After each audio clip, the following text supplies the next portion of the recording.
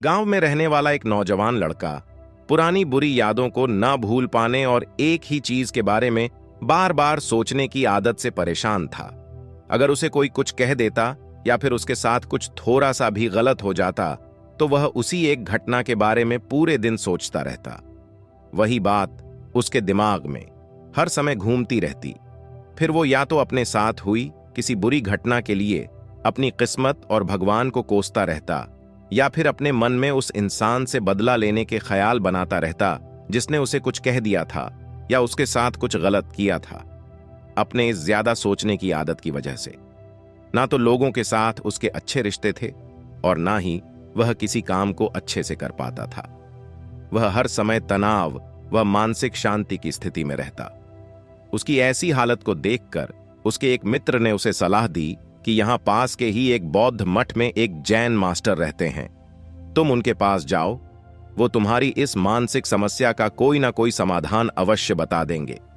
वह नौजवान लड़का जिन मास्टर के पास जाता है और अपनी समस्या उन्हें बताता है कि कैसे वो एक ही घटना के बारे में बार बार सोचता रहता है और पुरानी बुरी बातों व यादों को भूल नहीं पाता। लड़के की समस्या सुनने के बाद जिन मास्टर वहां से उठकर मठ के अंदर चले जाते हैं। जिन मास्टर का बिना कुछ उत्तर दिए यूं उठकर चले जाना लड़के को कुछ अजीब सा लगता है, लेकिन वो फिर भी वहीं बैठा रहता है।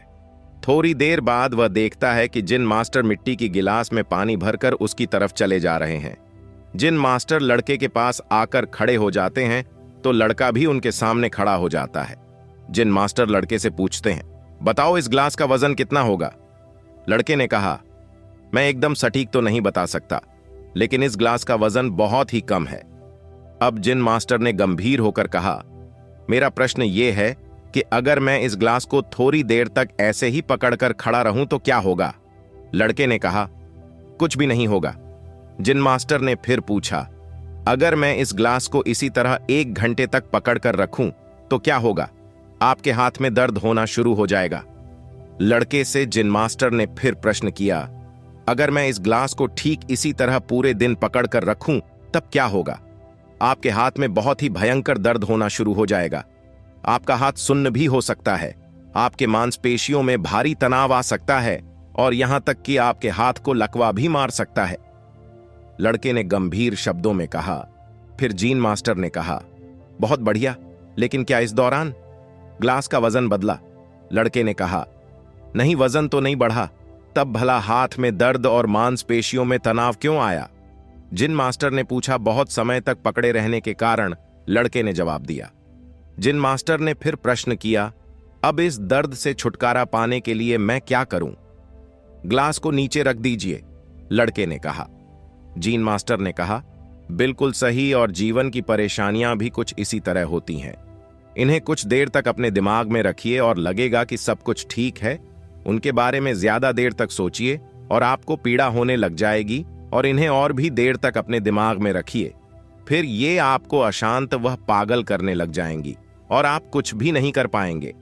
जिन मास्टर ने लड़के की तरफ इशारा करते हुए कहा, अपने जीवन की पिछली गलतियों और घटनाओं के बारे में सोचना जरूरी है, लेकिन उससे भी ज्यादा जरूरी है उनसे सीखकर आगे बढ़ना। अगर तुम एक ही बात को पकड़कर बैठे रहते हो तो ठीक उस ग्लास की तरह यह भी तुम्हारे जीवन में दर्द पैदा कर देगा। अगर तुम आज अपने अतीत को लेकर बैठे रहते हो तो ये आज भी तुम्हारे हाथ से निकल जाएगा और फिर तुम भविष्य में इसके लिए पश्चाताप करोगे। तुम अपने अतीत के लिए जैसा इंसान बनना चाहते हो या फिर जिन गलतियों के लिए पश्चाताप कर रहे हो, तो तुम आज से ही वैसा इंसान बनने का प्रयास करो और कोशिश करो कि आज तुम वैसी गलतियां ना करो जिसके लिए तुम्हें भविष्य में पछताना पड़े। इसलिए चिंता करना बंद करो और अपने आज के कामों पर ध्यान दो, क्योंकि चिंता व्यक्ति को उसकी चिता तक ले जाती है।